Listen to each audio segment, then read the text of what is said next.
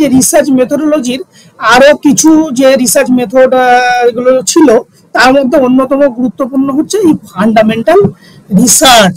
এই ফান্ডামেন্টাল রিসার্চটা কি সেটা কিন্তু আমাদেরকে ভালো করে জানতে হবে। দেখো, এই ফান্ডামেন্টাল রিসার্চকে আমরা বেসিক রিসার্চ বা পিওর রিসার্চও কিন্তু বলা হয়। এবং এটা কি করছে, এটা এই রিসার্চটাকে কি করায়, এই যে অল্টারনেটিভ নামগুলো কিন্তু তোমাদের জানা দরকার। তাহলে অল্টারনেটিভ নাম কি বললাম, যে ফান্ডামেন্টাল রিসার্চকে আমরা বেসিক রিসার্চ বা পিওর রিসার্চও বলি। এই ধরনের রিসার্চ কি করে, মূলত দেখো এই ধরনের রিসার্চ সেক অফ নলেজ, মানে কোনো একটা নলেজটাকে তোমাকে ডেভেলপ করছে। কোনো একটা এখানে কিন্তু ধরো কোনো একটা প্রবলেম, সেই প্রবলেমটা তোমার মনে হচ্ছে যে রিসার্চার তুমি মনে করছো যে এই প্রবলেমটা আগামী দিনে হতে পারে। সেই প্রবলেমটাকে ভিত্তি করে তুমি যখন কোনো গবেষণা শুরু করছো, তা সেই ধরনের গবেষণাকে মানে তোমার নলেজটাকে ডেভেলপ করছো, সেইটা কি ইমিডিয়েট কিন্তু কোনো সলিউশন নয়।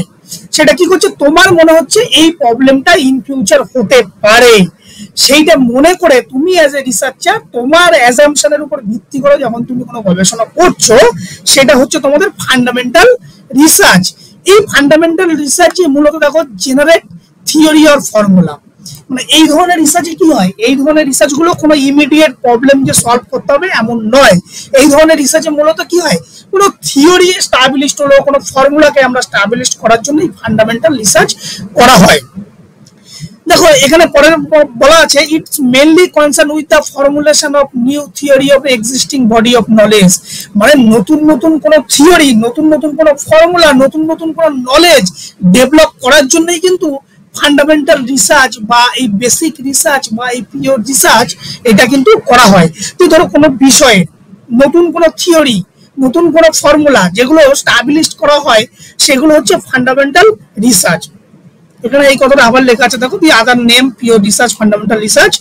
পরেরটা দেখো, it is undertaken out of intellectual curiosity as it not necessarily problem oriented, মানে ফান্ডামেন্টাল রিসার্চ কিন্তু কোনো একটা প্রবলেম ওরিয়েন্টেড না, যে এই প্রবলেমটাকে তোমাকে সলভ করতে হবে ইমিডিয়েট, সেই প্রবলেমটাকে সলভ করার জন্য তুমি একটা ফান্ডামেন্টাল রিসার্চ শুরু করলে, এমন ব্যাপারটা কিন্তু নয়।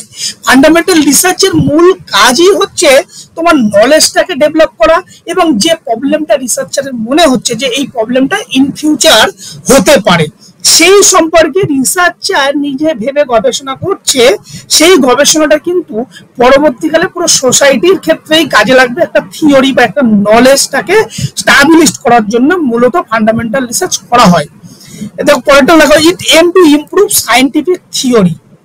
এই যে সেই কথাটা বললাম, কোনো একটা সায়েন্টিফিক থিওরিটাকে ডেভেলপ করছে, ডিসকভার করছে, নলেজটাকে ডেভেলপ করছে, কোনো একটা ফর্মুলা তৈরি করছে, সেই ধরনের রিসার্চটা মূলত ফান্ডামেন্টাল রিসার্চ। ধরো এই যে আমরা বিভিন্ন প্রকার থিওরি পড়ি, যেমন ধরো তোমাদেরকে একটা এক্সাম্পল দিই, এই যে পিয়াজের যে কগনিটিভ থিওরি, যে মানুষের বৃদ্ধির সাথে সাথে মেন্টাল এবিলিটি ডেভেলপ হয়, এই যে পিয়াজের যে থিওরিটাকে স্টাবলিশড করেছিল, বা এই যে আমরা যে বিভিন্ন প্রকার থিওরিগুলো যেগুলো আমরা পড়ি, সেইগুলো সমস্ত কিন্তু এই ফান্ডামেন্টাল রিসার্চের মাধ্যমে কিন্তু গড়ে ওঠে। তাহলে ফান্ডামেন্টাল রিসার্চটা মূলত কি, সেক অফ নলেজ, এটাকে নলেজটাকে ডেভেলপ করার জন্য হয়ে থাকে। আর এটাকে কি করে, নতুন নতুন থিওরি, নতুন নতুন ফর্মুলা কিন্তু এই ফান্ডামেন্টাল রিসার্চের মাধ্যমেই তৈরি হয়। এখানে কিন্তু কোনো ইমিডিয়েট প্রবলেম, আমি যদি এখানে লিখি এই ফান্ডামেন্টাল রিসার্চ, কিন্তু মাথায় রাখবে এই প্রশ্নগুলো কিন্তু মাঝে মধ্যে আসে। ফান্ডামেন্টাল রিসার্চ কোনো ইমিডিয়েট প্রবলেমকে বেস করে তৈরি হয় না, ইমিডিয়েট প্রবলেমকে বেস করে ফান্ডামেন্টাল রিসার্চ কিন্তু ডেভেলপ বা ফান্ডামেন্টাল রিসার্চ করা হয় না। ফান্ডামেন্টাল রিসার্চ কেন করা হয়, ফান্ডামেন্টাল রিসার্চ মূলত করা হয় নতুন নতুন নলেজ বা কোনো বিষয়ের নতুন থিওরি বা ফর্মুলাকে জেনারেট করার জন্য। এই ফান্ডামেন্টাল রিসার্চকে আবার কি নামে পরিচিত, বেসিক রিসার্চ বা পিওর রিসার্চ। ক্লিয়ার? ভিডিওটি শেষ পর্যন্ত দেখার জন্য সবাইকে অসংখ্য ধন্যবাদ এমবি কোচিং ক্লাসের পক্ষ থেকে। ভিডিওটি ভালো লেগে থাকলে অবশ্যই লাইক, শেয়ার অ্যান্ড কমেন্ট করতে কিন্তু ভুলবেন না।